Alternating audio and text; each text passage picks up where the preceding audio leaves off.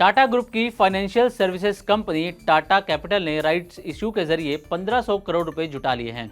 Company ने यह जानकारी अपनी रेगुलेटरी फाइलिंग में दी है। कंपनी में 93% हिस्सेदारी रखने वाले टाटा सन्स ने अपने हिस्से का पूरा सब्सक्रिप्शन किया है। इसके अलावा इंटरनेशनल फाइनेंस कॉरपोरेशन समेत अन्य छोटे शेयरधारकों ने भी इस राइट्स इशू में हिस्सा लिया है।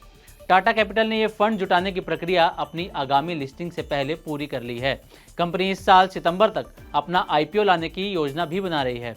कंपनी ने कहा है कि राइट्स इशू से मिले पैसे का इस्तेमाल आगे लोन देने और अपने लिवरेज रेशियो को बेहतर बनाने के लिए किया जाएगा। पर अब बड़ा सवाल यह है कि टाटा कैपिटल के आईपीओ का साइज क्या होगा और कैसा रह सकता है इस आईपीओ का प्रदर्शन। इसकी पूरी जानकारी हम आपको इस वीडियो में देने की कोशिश करेंगे।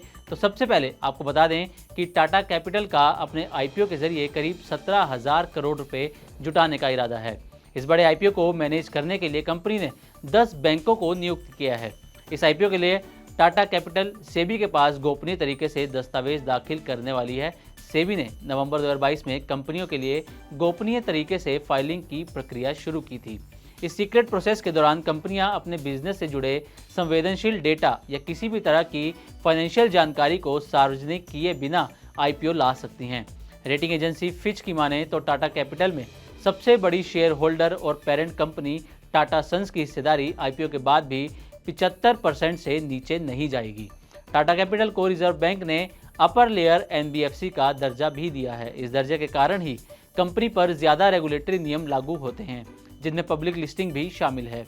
आरबीआई की अपर लेयर सूची में शामिल होने के कारण टाटा कैपिटल को शेयर बाजार में लिस्ट कराने के लिए सितंबर 2025 तक का समय भी दिया गया है। आपको बता दें कि टाटा कैपिटल का ये आईपीओ हाल ही के कुछ सालों में आने वाला टाटा ग्रुप का सबसे बड़ा आईपीओ होगा।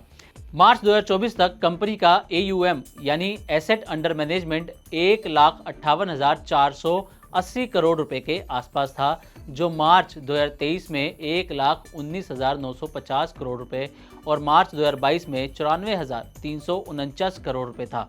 पिछले 5 सालों में टाटा सन्स ने टाटा कैपिटल में 6,097 करोड़ रुपए का निवेश किया है।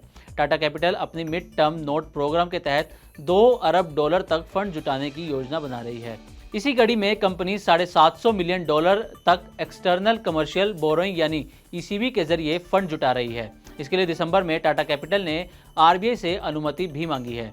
साथ ही टाटा कैपिटल हाउसिंग फाइनेंस ने भी $200 मिलियन जुटाने के लिए अनुमति मांगी है। ब्लूमबर्ग की रिपोर्ट के मुताबिक इस बॉन्ड इशू के लिए HSBC और स्टैंडर्ड चार्टर्ड को जॉइंट बुक रनर नियुक्त किया गया है। कंपनी दिसंबर 2028 में मैच्योर होने वाला 3 साल का डॉलर बॉन्ड जारी करने की योजना में है। टाटा कैपिटल के इन कदमों से ये साफ है कि कंपनी फाइनेंशियल सर्विस सेक्टर में बड़ी भूमिका निभाने की तैयारी कर रहे हैं। तो उम्मीद है कि ये रिपोर्ट आपको पसंद आई होगी।